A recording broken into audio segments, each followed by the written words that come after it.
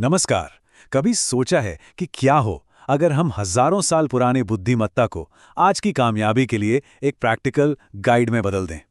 आज हम चाणक्य के सबसे दमदार सबकों को लेंगे और उन्हें एक मॉडर्न प्लेबुक में ढालने की कोशिश करेंगे।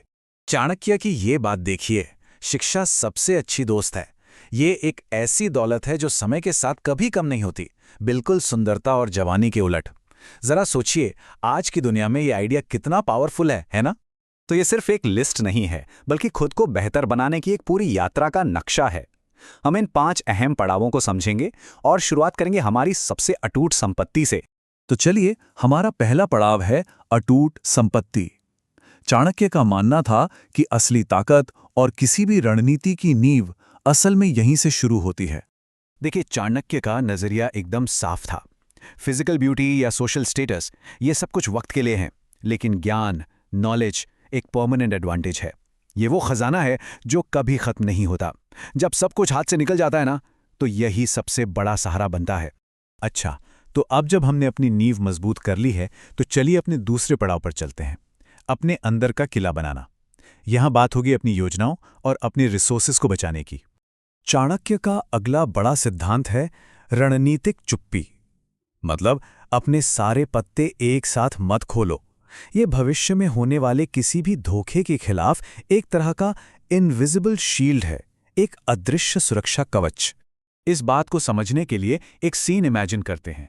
सोचिए, एक नया एंटरप्रेन्योर है, उसे थोड़ी सी कामयाबी मिलती है और वो जोश में आकर अपना सीक्रेट सॉस अपने कॉम्पिटिटर को बता देता है, जिसे वो दोस्त समझ रहा था। और नतीजा, अरे भाई, उसका आइडिया इस्तेमाल करके कोई और अपना प्रोडक्ट पहले लॉन्च कर देता है।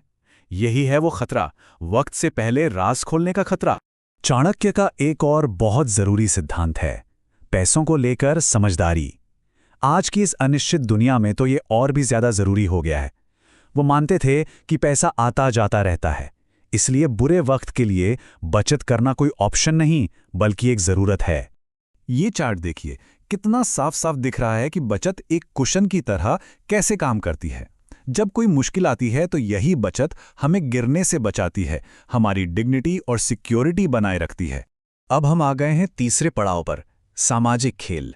यहां हम सीखेंगे कि लोगों के साथ डील करने के जो अनलिखे नियम हैं, उनमें महारत कैसे हासिल की जाए, क्योंकि ये भी एक तरह का रणनीतिक मैदान ही है। तो यहां सबसे अहम बात यह है कि हम किन लोगों के साथ उठते बैठते हैं। चाणक्य ने साफ साफ कहा था कि गलत लोगों की संगत हमारी काबिलियत को खत्म कर देती है। उनकी सलाह तो बिल्कुल सीधी थी, बुरी संगत से तो अच्छा है कि इंसान अकेला ही रहे। चाणक्य ने रिश्तों को परखने के लिए ये 4 स्टेप का प्रोसेस दिया था। उनका मानना था कि लोगों का असली चेहरा तभी सामने आता है जब हालात मुश्किल हो, जब कोई मुसीबत में हो और उसकी मदद करने से कोई फायदा ना हो। तब जो इंसान साथ खड़ा रहे, वही असली वफादार है।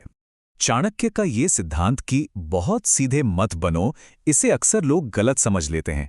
इसका मतलब बेईमान होना नहीं है, बल्कि ये भोली भाली ईमानदारी और समझदारी वाली ईमानदारी के बीच का फर्क है। भोला इंसान एक आसान निशाना बन जाता है, जबकि समझदार इंसान दुनिया की हकीकत को जानते हुए खुद को बचाकर ईमानदारी से चलता है।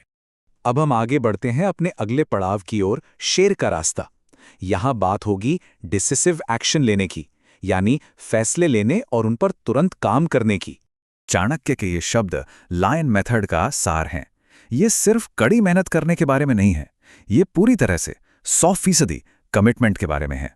एक और सीन इमेजिन कीजिए, एक शेर शिकार कर रहा है। अब चाहे शिकार एक छोटा सा खरगोश हो या एक विशाल हाथी, वो अपनी पूरी ताकत लगाता है। चाणक्य का मैसेज यही है, कोई भी काम इतना छोटा नहीं होता कि उस पर पूरा ध्यान न दिया जाए।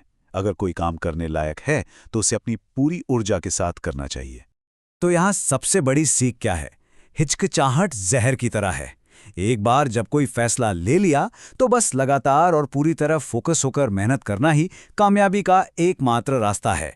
और ये है समझदारी का सबसे बड़ा शॉर्टकट, दूसरों की गलतियों से सीखना ताकि हम खुद वो गलतियां ना दोहराएं। इसका मतलब है लगातार दूसरों को ऑब्जर्व करना और सीखते रहना। और अब हम इस प्लेबुक के आखिरी और शायद सबसे जरूरी हिस्से पर आते हैं, सबसे कीमती संसाधन पर महारत हासिल करना, और वो है समय। ये स्लाइड हमें सबसे जरूरी बात याद दिलाती है। चाणक्य के लिए टालमटोल करना मतलब खुद को ही नुकसान पहुंचाना था। किसी भी काम को करने का सही समय हमेशा अभी होता है। ये टाइमलाइन साफ दिखाती है कि कैसे बस एक छोटी सी देरी भी जीत और हार के बीच का फर्क बन सकती है। हम सब ने यह महसूस किया है ना? मौके बार बार नहीं मिलते, जरा सी भी देरी से पूरा खेल बदल सकता है। चाणक्य का दर्शन सच्चाई पर आधारित है। ये दुनिया को वैसे ही दिखाता है जैसी वो है, ना कि जैसी हम उसे देखना चाहते हैं। तो अंत में सवाल ये नहीं है कि ये नियम काम करते हैं या नहीं, बल्कि सवाल ये है इन प्राचीन सबकों को अपने आज के जीवन में लागू करने के लिए कोई भी इंसान आखिर शुरुआत कहाँ से करेगा।